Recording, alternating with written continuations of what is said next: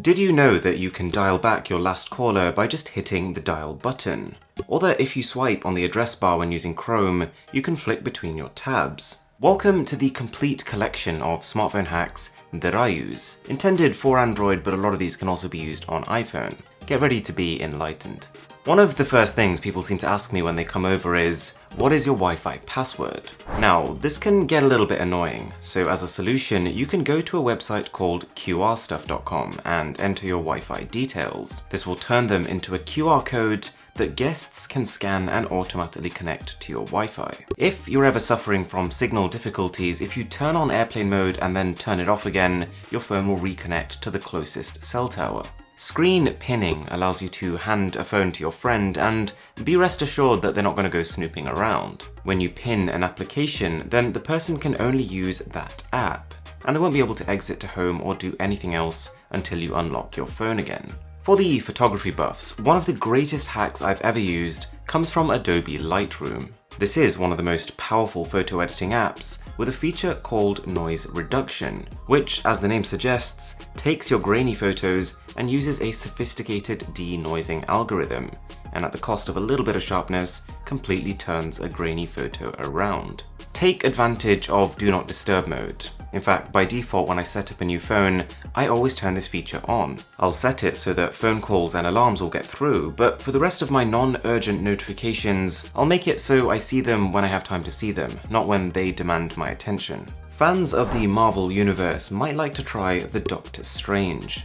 Open your camera and put it into panorama mode, and then slowly move up a person's body. You need to tell them to move their arms out once when you reach their chest, and then once more when you reach their throat. The effect is worth the effort. Adding your contact details onto your lock screen is pretty self-explanatory, but also quite often overlooked. It essentially means that if you ever lost your phone, you can rely on the goodwill of humanity to get it back to you, 90% of the time.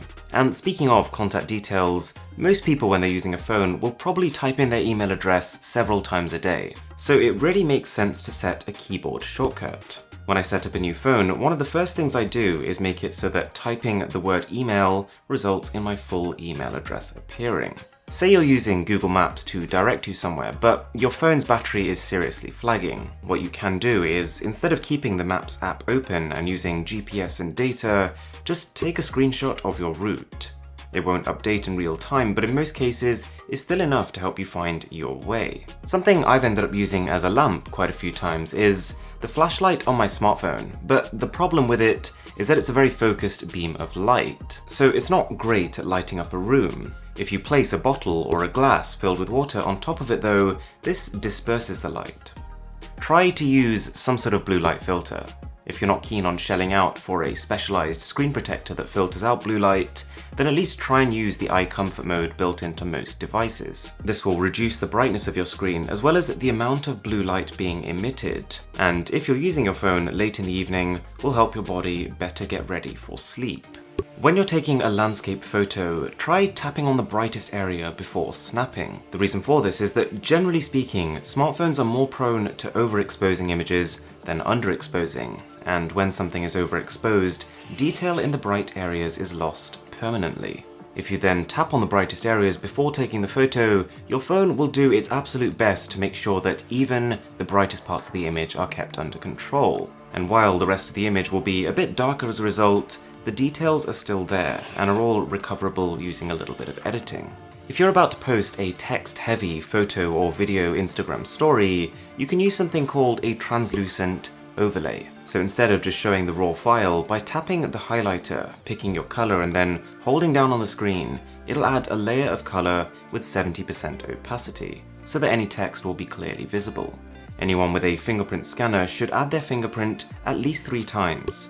Not for 3 different fingers, but in fact, 3 different angles of the same finger.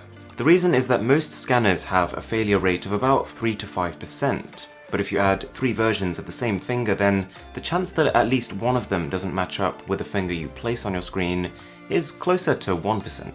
If you head over to the settings of your YouTube mobile app, there's a dark mode, which not just looks cool but saves battery whilst also being less strenuous on your eyes. If you lose your original phone charger, you can use the MacBook USB Type-C charger. the power that is delivered to your phone will adjust depending on the requirements of your device. On social media, if someone is really getting on your nerves, take advantage of the mute feature. This stops you seeing their notifications and messages, but at the same time doesn't make it as obvious as just straight up blocking them. You can use Send Anywhere to send pretty much anything, pretty much anywhere. You can send photos and videos to your PC, or send contacts to a new phone you're setting up. And there's pretty much no file size limit. You could send every single song you've ever downloaded, or every single photo and video you've ever taken. By adding an asterisk on either end, you can send bold text on WhatsApp to stress a point without screaming at the other person using caps lock. Use an application called Tiny Scanner to send yourself a scanned copy of your passport to your own email address with some sort of memorable subject header. The image will look like it has been scanned in with a printer, and just having your passport with you wherever you go is a very useful thing, whether that's because you want to prove your age or you want to just fill out a form on the go. Just make sure that your email has two-step verification on. Surprisingly, the fastest way to share a URL is not to try and select it by clicking on it, but in fact to hit the share button, after which you'll see an option to copy URL to clipboard. You probably all know about mobile data hotspots, which allow you to share your data connection with other devices that may not have one. But using an application called NetShare, you can also share a Wi-Fi connection. And there's actually a fair few reasons why you might want to do this. Sometimes when you're in a public place and you're paying for Wi-Fi, you pay per device that you want to connect. Or sometimes you might go over to a friend's house and they've only logged you in on your phone, but you actually wanted connection on your laptop. You can instantly start a timer by searching on Google, start a timer, and then how long you want it for.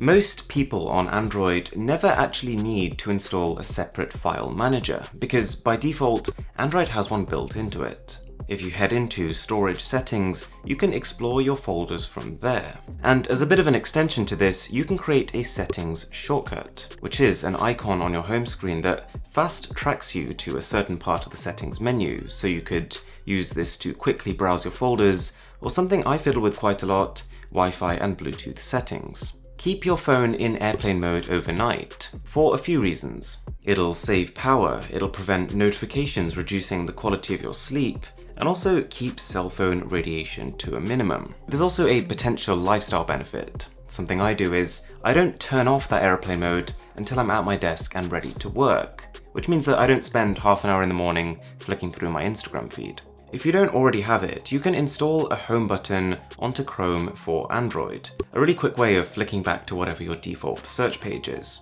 Oh yeah, and there is a hidden option to be able to save web pages as PDF files, which means you'll be able to read them offline, edit them, and send them to anyone else and know that they'll keep the same formatting. All you do is find a page you want to download and then click print, and then saving as PDF is one of the options there. Alright guys, thank you so much for watching, and I'll catch you in the next one.